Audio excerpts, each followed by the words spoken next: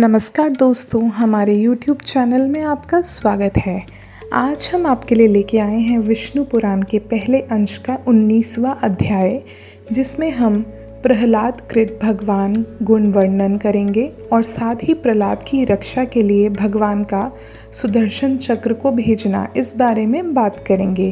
तो चलिए भगवान श्री हरि विष्णु का नाम लेकर उनसे प्रार्थना करते हैं कि हम सब पर अपनी कृपा बनाए रखें और शुरू करते हैं आज का अध्याय। पराशर जी बोले, हिरण्यकश्यप ने कृत्या को भी विफल हुए सुनकर अपने पुत्र प्रहलाद को बुलाकर उनके इस प्रभाव का कारण पूछा और कहा, अरे प्रहलाद, तू बड़ा प्रभावशाली है।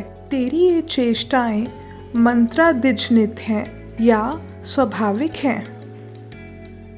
पिता के इस प्रकार पूछने पर दैत्य कुमार प्रहलाद जी ने उसके चरणों में प्रणाम कर इस प्रकार कहा, पिताजी, मेरा ये प्रभाव ना तो मंत्रादिजनित है और ना ही स्वाभाविक है, बल्कि जिसके हृदय में श्री अच्युत भगवान का निवास होता है उसके लिए ये सामान्य बात है। जो मनुष्य अपने समान दूसरों का बुरा नहीं सोचता, कोई कारण न रहने से उसका भी कभी बुरा होता है। जो मनुष्य मन, वचन या कर्म से दूसरों को कष्ट देता है, उसके इस परपीड़ा रूप बीज से ही उत्पन्न हुआ उसको अत्यंत अशुभ फल मिलता है। अपने सहित समस्त प्राणियों में श्री केशव को वर्तमान समझकर मैं ना तो किसी का बुरा चाहता हूँ और ना ही कहता या करता हूँ। इस प्रकार सर्वत्र शुभचित होने से मुझको शारीरिक, मानसिक, दैविक अथवा भौतिक दुख किस प्रकार प्राप्त हो सकता है। इसी प्रकार भगवान को सर्वभूतमय जानकर विद्वानों को सभी प्राणियों में अविचल प्रेम करना चाहिए। श्री पराशर जी बोले, उस दैत्यराज ने यह सुनकर क्रोधांध हो अपने दैत्य अनुचरों से कहा, ये बड़ा दुरात्मा बालक है, इसे इस 100 योजन ऊंचे महल से गिरा दो, जिससे यह इस पर्वत के ऊपर गिरे और शिलाओं से इसके अंग अंग छिन्न भिन्न हो जाएं। तब उन समस्त दैत्य और दानवों ने उन्हें महल से गिरा दिया और वह भी उनके ढकेलने से हृदय में श्री हरि का स्मरण करते करते नीचे गिर गए। जगतकर्ता भगवान केशव के परम भक्त प्रहलाद जी के गिरते समय उन्हें जगतदात्री पृथ्वी ने निकट जाकर अपनी गोद में ले लिया।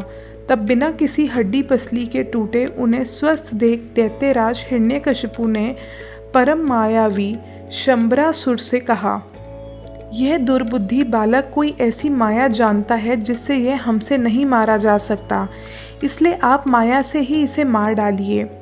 शंबरासुर कहने लगा, हे दैत्यराज, इस बालक को मैं अभी मार डालता हूँ। तुम मेरी माया का बल देखो, मैं तुम्हें सैकड़ों हजारों करोड़ों मायाएं दिखाता हूँ।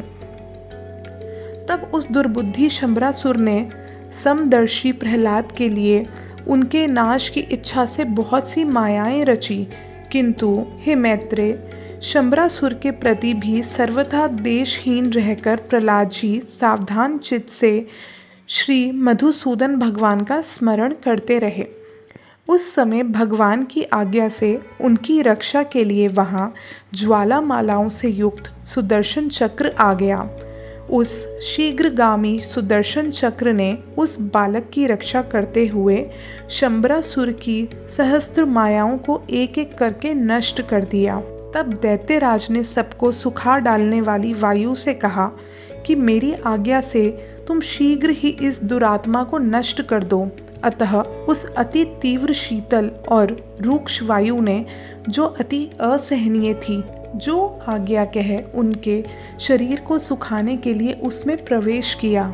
अपने शरीर में वायु का आवेश हुआ जान दैत्य कुमार प्रहलाद ने भगवान धरणीधर को हृदय में धारण किया। उनके हृदय में स्थित हुए श्री जनार्दन ने क्रुद्ध होकर उस भीषण वायु को पी लिया, इससे वह क्षीण हो गया। इस प्रकार पवन और संपूर्ण मायाओं के क्षीण हो जाने पर महामती प्रहलाद जी अपने गुरु के घर को चले गए।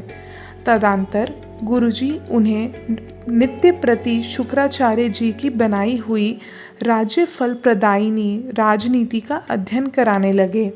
जब गुरुजी ने उन्हें नीति शास्त्र में निपुण और विनय संपन्न देखा तो उनके पिता से कहा, अब यह सुशिक्षित हो चुके हैं।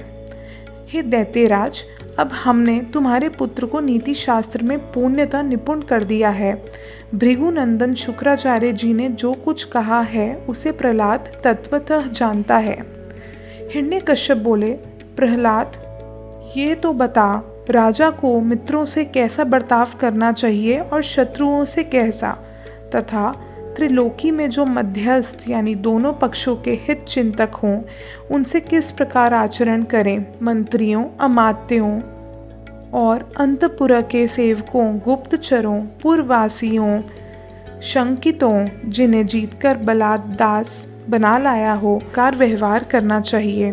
हे प्रहलाद, यह ठीक ठीक बता कि करने से और ना करने योग्य कार्यों का विधान किस प्रकार करें। दुर्ग और आटविक यानी जंगली मनुष्य आदि को किस प्रकार वशीभूत करें और गुप्त शत्रु रूप कांटे को कैसे निकालें। ये सब तथा और भी जो कुछ तूने पढ़ा है वो सब मुझे सुना। मैं तेरे मन के भावों को जानने के लिए बहुत उत्सुक हूँ। तब विनय भूषण प्रहलाद जी ने पिता के चरणों में प्रणाम कर दैत्यराज हिरण्यकश्यप से हाथ जोड़कर कहा, पिताजी, इसमें संदेह नहीं, गुरुजी ने जो मुझे इन सभी विषयों की शिक्षा दी है और मैं उन्हें समझ भी गया हूँ, परंतु मेरा विचार है कि वे नीतियाँ अच्छी नहीं हैं।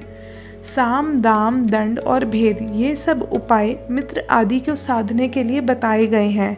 किंतु पिताजी, आप क्रोध ना करें, मुझे तो कोई शत्रु मित्र आदि दिखाई ही नहीं देते, और जब कोई साध्य ही नहीं तो इन साधनों से लेना देना ही क्या है।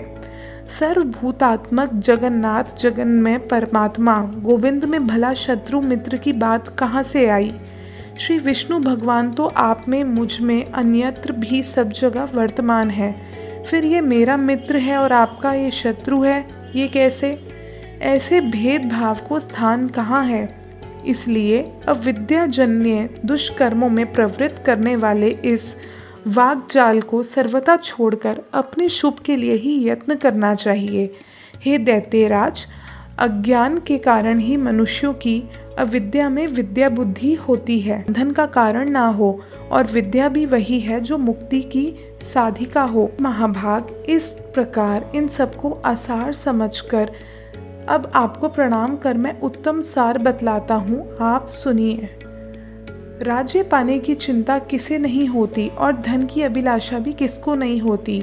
ये दोनों मिलते उन्हीं को हैं जिन्हें मिलने वाले होते हैं। महत्व प्राप्ति के लिए सभी यत्न करते हैं तथा वैभव का कारण तो मनुष्य का भाग्य ही है, उद्यम नहीं। जड़, अविवेकी, निर्बल और अनीतिज्ञों भी भाग्यवश नाना प्रकार के भोग और राज्य आदि प्राप्त होते हैं।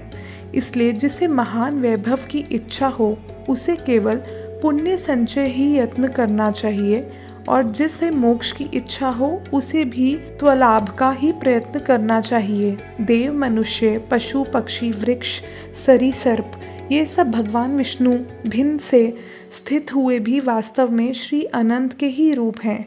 इस बात को जानने वाला पुरुष संपूर्ण चराचर जगत को आत्मवत देखे, क्योंकि यह सब विश्व रूपधारी भगवान विष्णु ही हैं।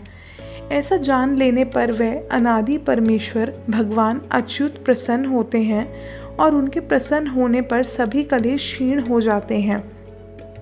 यह सुनकर हिरण्यकश्यप ने क्रोधपूर्वक अपने राज सिंहासन से उठकर प्रहलाद के वक्षस्थल में लात मारी और क्रोध से जलते हुए मानो संपूर्ण संसार को मार डालेगा इस प्रकार हाथ मलता हुआ बोला, हे विप्रचिति, हे राहु, हे बल, तुम लोग इसे भली प्रकार नागपाश से बांधकर महासागर में डाल दो, देरी मत करो, नहीं तो संपूर्ण लोग और दैत्य दानव आदि भी इस मूढ़ दुरात्मा मत का ही धापी यह दुष्ट शत्रु की ही स्तुति किए जाता है।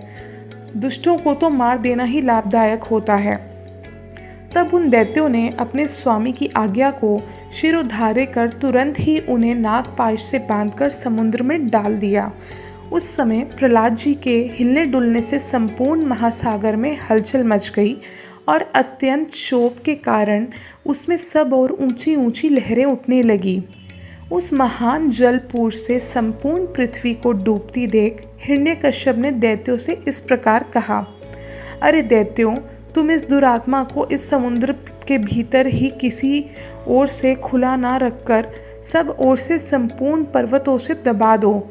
देखो, इसे ना तो अग्नि ने जलाया, ना ये शत्रुओं से कटा, ना सर्पों से नष्ट हुआ, ना वायु विष कृत्या से क्षीण हुआ, तथा ना ये मायाओं से ऊपर से गिरने से अथवा दिग्गजों से ही मारा गया।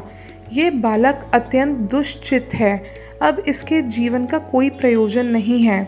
अतः अब यह पर्वतों से लदा हुआ हजारों वर्ष तक जल में ही पड़ा रहे, इससे यह दुर्मति स्वयं ही प्राण छोड़ देगा। तब दैत्य और दानवों ने उसे समुद्र में ही पर्वतों से ढककर उसके ऊपर हजारों योजन का ढेर रख दिया।